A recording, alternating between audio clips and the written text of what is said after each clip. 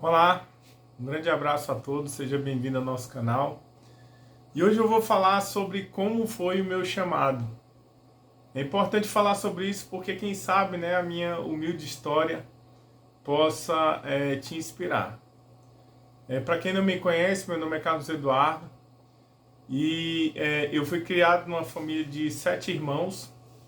Minha mãe veio do interior de Minas Gerais e logo constituiu uma família, né? Nosso pai abandonou a gente quando a gente era novo. Minha mãe também viveu uma vida que não era muito correta.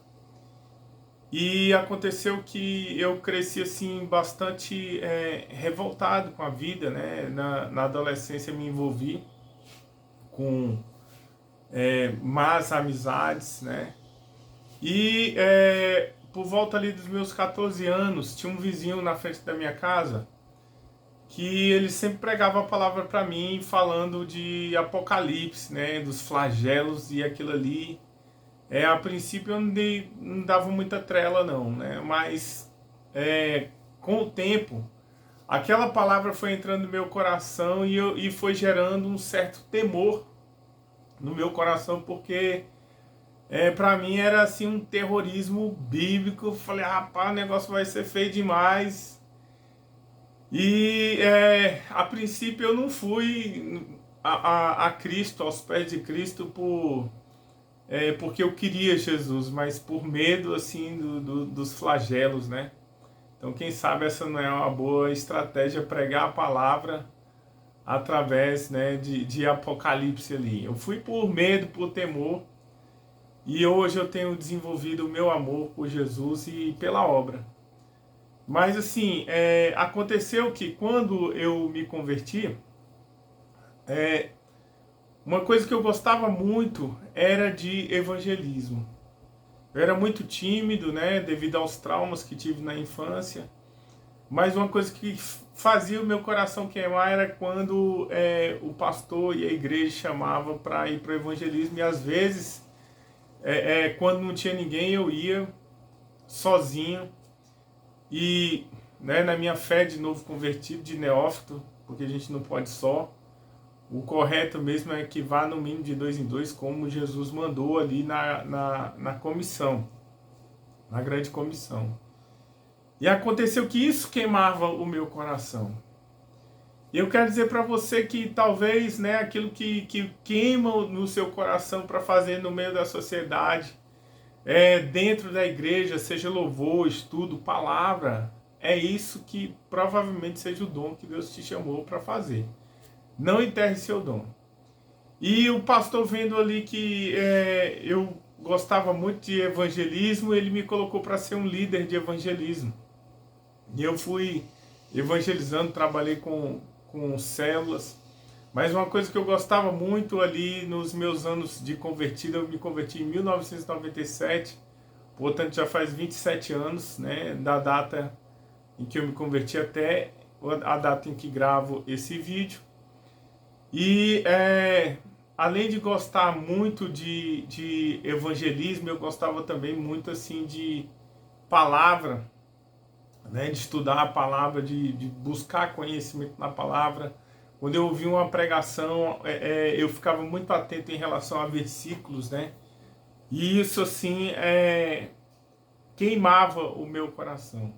Eu sempre gostei muito de ensino, de não só estudar, mas passar para frente aquilo que eu aprendi. E aí fui líder, né, de evangelismo e posteriormente eu fui para o seminário estudar a palavra. Mas antes de ir eu gostava muito de campanha. E assim, um dia Deus usou um profeta para falar comigo, né, que Deus estava me dando um cajado. Eu, assim, senti um poder, um fogo de Deus dentro do meu coração queimando. E hoje, uma das coisas que eu mais gosto de fazer é ensinar a palavra, é estudar a palavra, é pregar a palavra, é falar de Jesus Cristo. E eu quero dizer para você que quando eu tive esse sentimento, eu senti Eu vi Deus me chamando dessa forma, Deus usando esse profeta. Uma das coisas que queimou no meu coração, uma das coisas assim, que aconteceu comigo foi justamente ter um sentimento de pequenez, um sentimento de incapacidade, né? E eu quero dizer que é normal que quando Deus nos chama para fazer algo, seja cantar, louvar, pregar, seja trabalhar com missões, orfanato, seja trabalhar com idosos, o primeiro sentimento que nós temos é de incapacidade. Isso é normal diante de um Deus tão infinito, tão maravilhoso e extraordinário, diante da honra de nós representarmos e sermos embaixadores de um Deus todo-poderoso, do Deus que governa o universo e sendo nós tão finitos. E eu quero dizer que isso aconteceu não só com você, não só comigo, mas aconteceu também com Moisés.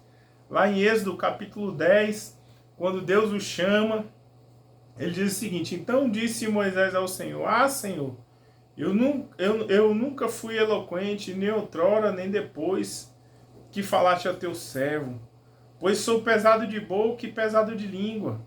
Respondeu-lhe o Senhor: quem fez a boca do homem? Ou quem faz o mudo, ou o surdo, ou o que vê, ou o cego? Não sou eu, o Senhor? Vai, pois, agora eu serei com a tua boca e te ensinarei o que has de falar. Ou seja, ele falou: ah, não sei falar, sou pesado de língua. E Deus fala: quem foi que fez o olho? A boca. Quem é que faz o cego, o mudo? Não tem desculpa, vai e fala aquilo que eu te mando falar. Então, meu querido, a gente tem esse sentimento de incapacidade diante da honra de representar um Deus tão infinito, sendo nós pecadores, mas aquilo que Deus te mandou fazer, não se limite, né? Vai e faça. Nós vemos também lá em Jeremias capítulo 1, verso 6, quando Deus o chama, ele diz o seguinte: então lhe disse: ah, Senhor meu Deus, eis que não sei falar. Ou seja, a mesma conversa de Moisés, né? Porque não passo de uma criança. Mas o Senhor me disse: não diga não passo de uma criança, porque a todos a quem eu te enviar irás, e tudo quando eu te mandar falarás. Não temas diante deles, porque eu sou contigo para te livrar, diz o Senhor. Deu então, de fato, às vezes, somos pequenos, sim.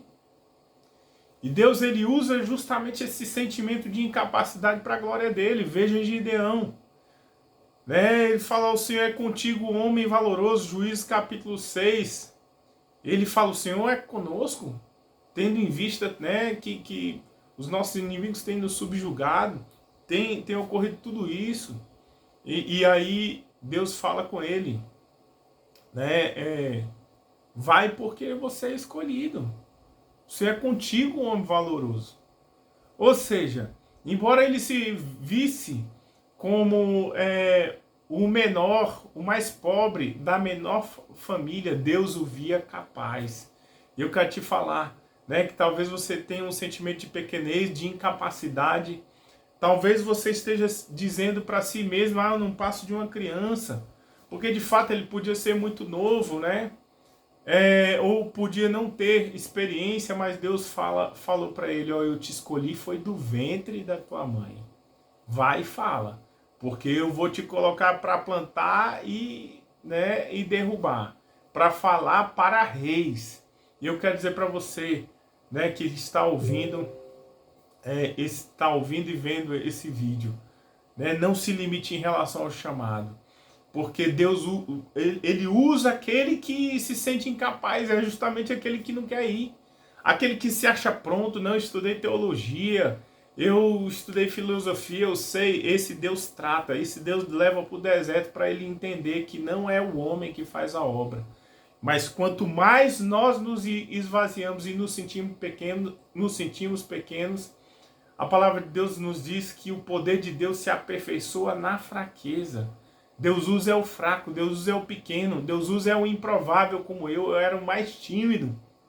E eu disse sim para o Senhor. Eu fui estudar, mas isso não quer dizer que Deus só usa quem fez um curso de teologia. Ele usa aquele que busca conhecimento, busca a sua direção e é usado para cumprir o seu chamado. Eu quero dizer, se Deus está chamando você para uma missão, para trabalhar com crianças, né, com ministério de casados, para trabalhar com órfão, para trabalhar na obra social, como missionário, faça o que Deus colocou nas tuas mãos para fazer. Se Deus te chamou para sustentar, né, a obra de Deus através de empreendimento, né, através ali de você ter o seu negócio, você ser um contribuinte, um dizimista, ofertante, faça. Cumpra o seu chamado, não se limite como pequeno, porque eu pensava, como que eu vou fazer se eu não tenho profissão, não fiz faculdade? Mas a partir do momento que eu me entreguei para Cristo de coração, Ele foi abrindo as portas.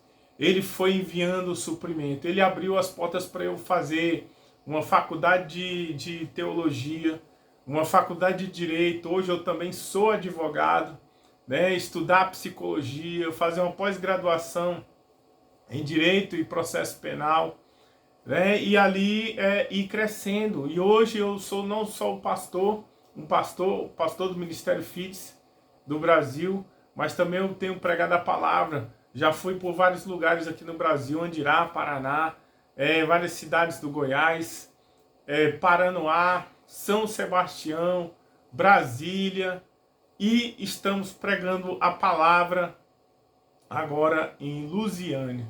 Então, eu acredito que o que Deus quiser fazer na minha vida, eu me disponho a fazer. Se Ele quiser me levar daqui para a Índia, para os Estados Unidos ou qualquer outro lugar, para a África, eu me coloco à disposição.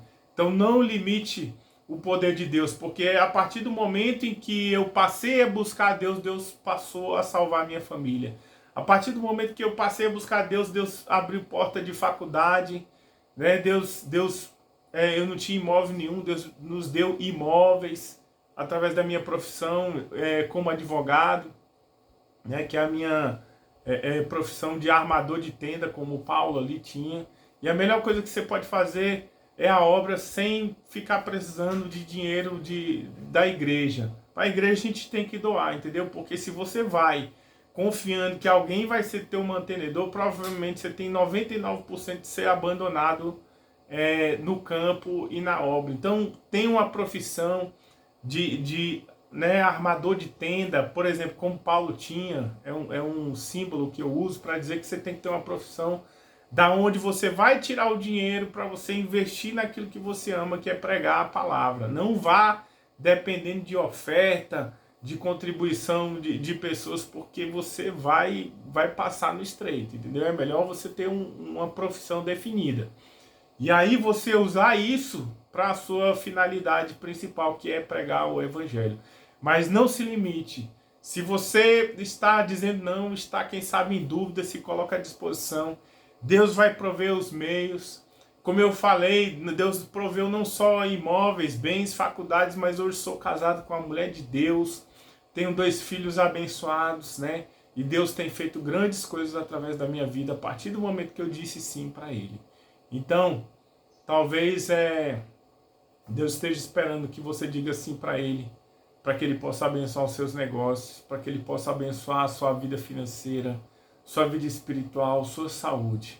Busque ao Senhor em primeiro lugar e você não vai precisar correr atrás das bênçãos. Elas correrão atrás de você, como diz lá em Mateus 6,33. Mas buscar em primeiro lugar o reino de Deus e a sua justiça, e todas essas coisas vos serão acrescentadas. Um grande abraço.